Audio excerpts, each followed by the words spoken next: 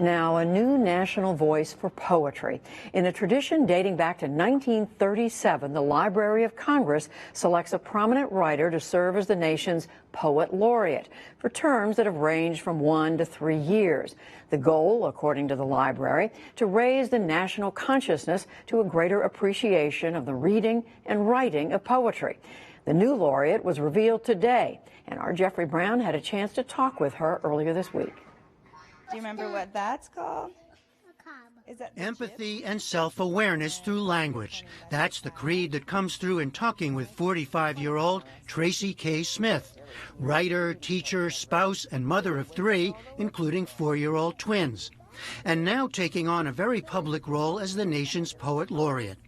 This is a position that allows me to kind of profess publicly all that I really hold true privately, that, you know, if we can listen actively enough, if we can put enough pressure on ourselves and our thought process, language can be a real tool of revelation in a way.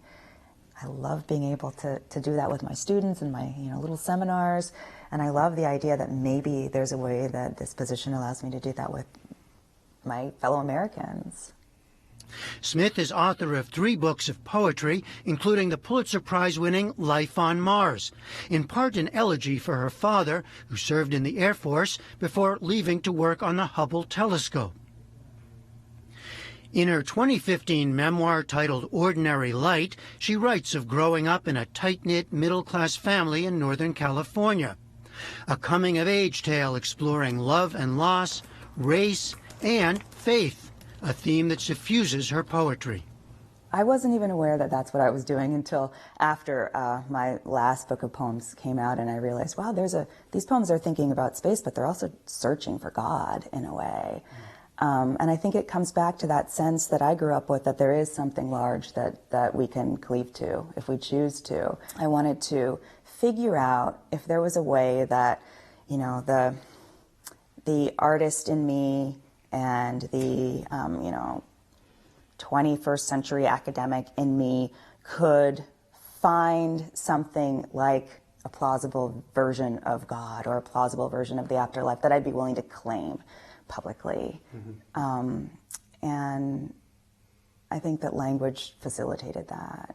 Another big area that you're often exploring is race. Mm-hmm. And in the memoir, you talk explicitly about sort of comparing your upbringing to your parents and your grandparents, the differences there, but also things that have remained.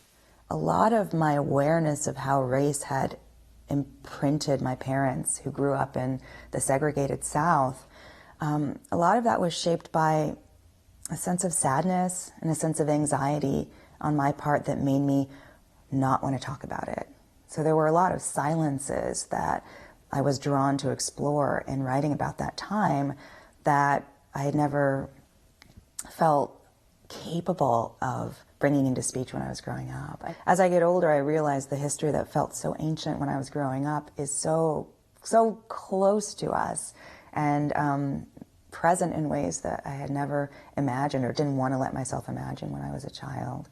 So writing about it, I think, is a way of reckoning with what is yet to be resolved, about the present moment and about how we are willing to love each other, even though we look different from one another. Smith has been a professor at Princeton since 2005 and now heads its creative writing program, teaching small seminars to young poets in the making. Here especially, she says, the emphasis is on how we use language. Yes, this is our library in one of our favorite classrooms. I want them to start thinking that a poem isn't just an expression of all these things that you're feeling, but it's a set of choices that you're making in language. So every description, every question, every statement, every turn is a choice that opens up or closes off certain possibilities. And you don't always think about that when you're sitting down to write in the flush of emotion. But thinking the feelings are part of it, right? The feelings are part of it. And the expression is part of it, but you're saying beyond the that, language choices. Yeah, the language can help you get some traction in those feelings. Mm-hmm. One of the women greeted me. "I love you," she said. She didn't know me, but I believed her. and a terrible new ache rolled over in my chest. To hear some of her language, Smith read part of a new poem titled Wade in the Water. I love you throughout the performance, in every hand clap, every stomp.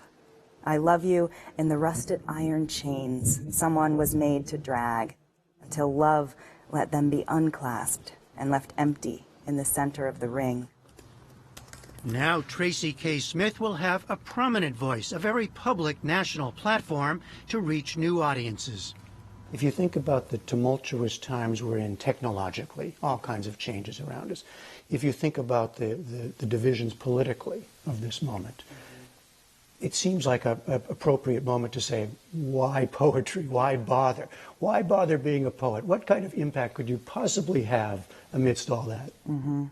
I will say that a poem allows or requires you to submit to something else.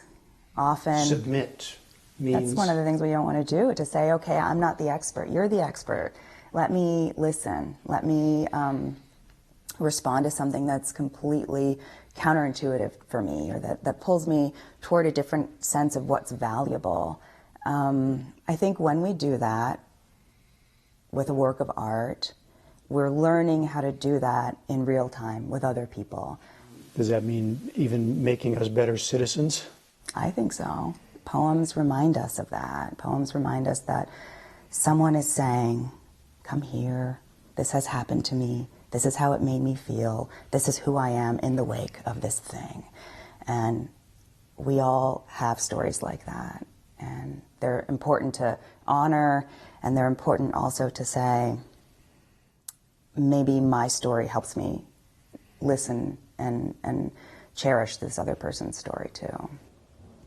Smith says a key goal for her as laureate will be to bring poetry into places where it's not often heard. For the PBS NewsHour, I'm Jeffrey Brown in Princeton, New Jersey. And online, you can watch Tracy K. Smith read 2 new poems. That's on our website at pbs.org/newshour.